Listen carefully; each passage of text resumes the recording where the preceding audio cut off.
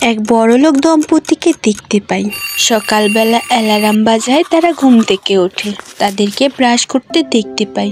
মা বিড়ালটা রেডি হয়ে তার বাচ্চাকে খাওয়াচ্ছিল।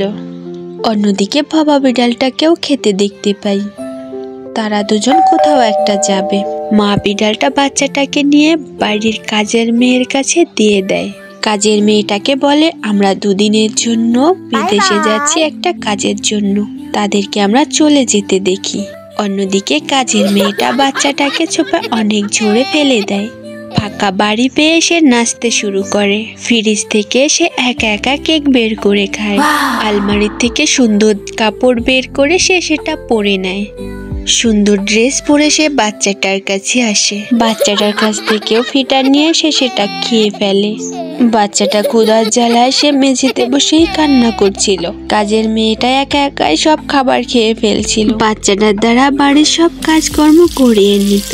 ছোট্ট বাচ্চাটার খুবই কষ্ট হচ্ছিল আর সে কান্না করছিল। তার কান্না দেখিয়ে বিড়ালটা তাকে খুব মারধর করে। অনেকটা মারার পরে সেই মেয়ে বিড়ালটা বাচ্চা বিড়ালটাকে একটা ময়লার রুমে ফেলে দিয়ে আসে। ময়লার রুমে রেখে যাওয়ার পরে বাচ্চা বিড়ালটা খুব ভয় পেয়ে কান্না করছিল। অন্যদিকে কাজের মেয়েটার বয়ফ্রেন্ডকে সে বাড়িতে নিয়ে আসে। বাচ্চা বিড়ালটার মা তখন ফোন করে কিন্তু রিসিভ করে না। কাজের মেয়েটা তার বয়ফ্রেন্ডকে নিয়ে বাড়ির সমস্ত টাকা পয়সা নিয়ে পালিয়ে যায়। অন্যদিকে মা বাবা দুজন বিদেশ থেকে চলে আসে।